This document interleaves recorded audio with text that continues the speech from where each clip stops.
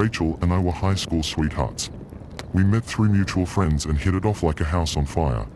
Our weekends were spent hanging out, enjoying each other's company. Our first big stumbling block came after graduation. We were accepted into different colleges 4 hours away. Most relationships would phase out at this point, but we persevered, meeting up as often as possible. The summer of our final year, we were already making plans about the next steps in our journey together through life. Where we'd like to live, how many children, we'd even named the dog we would have. After we graduated, I asked her to marry me. We were young in love and life was going just as planned. Rachel's bachelorette party was planned for 2 weeks before the wedding. The venue was set. The menu had been tasted and guests had flights booked from various parts of the globe. On her way home from the party, she was taken from me. Some sick bastard put an end to the life we had dreamed of. The things he did to her were unspeakable. I was the first on the scene. The flashing blue lights sent waves of terror through my body. I already knew the inevitable was awaiting my arrival. That still didn't prepare me to see the woman I loved, disfigured in such a vile manner. The tears engulfed my vision. I couldn't bring myself to look at her, but the police needed me to confirm her identity. Between the tears and vomiting, I managed to tell them enough to bring her body to the morgue. I dropped to my knees, losing myself in the madness. The autopsy was extensive but found no match for DNA. Cameras in the area didn't show any clear pictures of her assailant. The funeral was a blur. People who should have been celebrating our marriage were now lining up to shake my hand and utter the dreaded words, "I'm sorry for your loss." I spent the next 3 years just existing. A ghost of a man, going through the motions expected of me. I spent my days at work, participating in the office conversations but never actually taking in any information. The discussions about the new show on TV or the latest scandal online. These meant nothing to me. Existence was meaningless. The fear of facing this life alone was crippling. I spent most nights in the fetal position hoping for a release. The next few years I spent trying to track down Rachel's killer. I was adamant the police never tried to find him. My beliefs were fueled by hours scrolling through the internet, plaguing my mind with stories of conspiracies. Forums of people who believed the world was run by lizards and our lives were not what we were led to believe. I got involved with some dangerous people, those who spread chaos through propaganda and influencing those whose minds were malleable. Through these groups I made connections, people who had access to power but should never be in those positions in the first place. I cornered my first target in an underground parking lot. I pressed a knife to his throat and demanded a confession. I had confirmed he was released from prison a week before Rachel's murder. He was in for charges of sexual assault and battery. I wore a black balaclava and covered my face with my hood. I saw him leave his car and make his way towards the stairs to his apartment block. The lights were dim as I crept along the shadows, out of sight behind the side of a large SUV. As he neared my position, I launched myself towards him, pinning him to the wall. His eyes full of fear as the blade drew a trickle of blood. After questioning him relentlessly to no avail, I struck him hard in the jaw with the handle of the dagger, leaving him in a heap on the floor, his pants damp with urine from the fear for his life. I continued this routine on several more occasions, each time more intense than the next. I finally came to my senses after my encounter with my sixth victim of my deranged mind. A ragged young man, mid-20s, with the start of a September shadow visible on sections of his chin. I had progressed to breaking some fingers when my questioning wasn't getting the responses I had envisioned. This time I had gone too far. I left this man in a pool of his own blood, broken and bruised. I spent the next few nights praying for forgiveness. Life may feel like a pointless task, but I still was hoping for salvation at the end of the road. Prayers for forgiveness turned to prayers for strength, prayers to bring back some joy to my life. I prayed for a miracle, to bring back my love to the land of the living, to heal the wounds my soul had suffered. I continued in this vein for weeks, asking for some divine intervention to give me another chance at life with Rachel. My prayers were unanswered. The feeling of loss started to consume me once more. Not feeling any remorse or kindness for the almighty powers of the universe, I fell into a dark place. My connections I made online directed me towards more occult methods. I dove into the art form of witchcraft and satanic rituals in the hope of a trade my soul for a second chance. I studied rituals and summoning, in hopes of gaining access to one of the Knights of Hell. I spilled the blood of livestock, and said the words of power, but still no response. I scoured the forums for any information on a different method. I got in touch with many so-called scholars of the cosmos, each with a nugget of information that would help me summon Asgodin, a cosmic entity who may grant wishes to those who can complete his trial. I contacted a gentleman by the name of Martin Wallace, a published researcher into the entities beyond the cosmos, to give me some guidance into the task I planned to undertake. Not much is known about the cosmic creatures, Asgodin even less. Mark stroked his beard in thought. His hair had grayed years ago, but his beard still had a resemblance of black. I must stress the fact that one does not try to make contact with them lightly.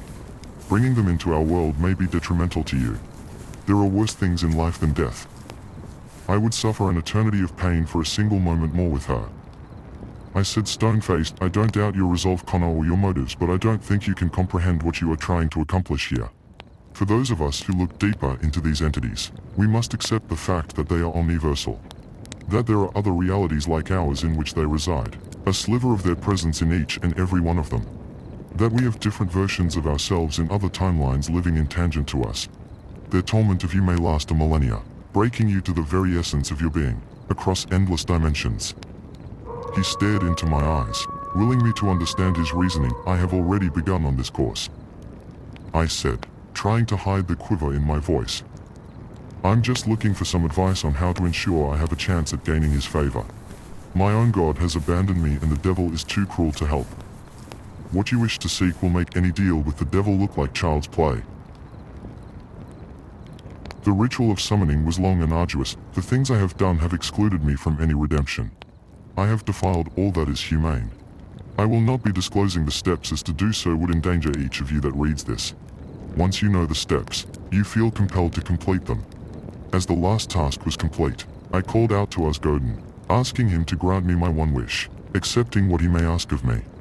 I stood there, on the edge of a cliff at the end of the world, staring out into the endless sea. I waited for some time with no sign of any otherworldly presence. As I turned to leave, defeated and full of shame, I noticed I could see a disturbance in the skyline above the horizon. The sea began to change color, first red then green followed by purple.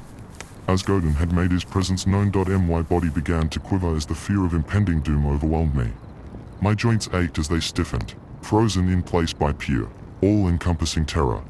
The realization of what I had invited into this world, what I had brought upon humanity itself, made me sick to my stomach. The landscape merged into one.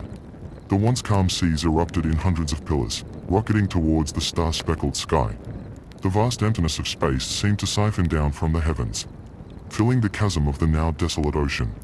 The darkness kept coming, rising up the cliff face until I was surrounded by billions of glittering lights on the black canvas of the realm of the gods, forever drifting away.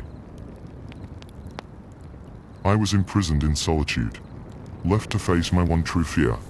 After all I had done, my soul had been tarnished from the crimes I had committed, but I had done so to avoid this. To avoid the insufferable, forsaken existence that had befell on me, and yet that was what I was facing. A lifetime of isolation, to relive my mistakes, to curse the gods who abandoned me in my time of need. I was submerged in grief, anxiety and trepidation. I wished to end it all, to set me free of this prison. I floated there for eons, begging for release. Light rushed towards me and shielded my eyes with my arms. As they came into focus once more, I noticed I was looking at myself from ground level. My eyes had dislodged from their sockets. The sight was sickening as each iris's viewpoint shifted independently.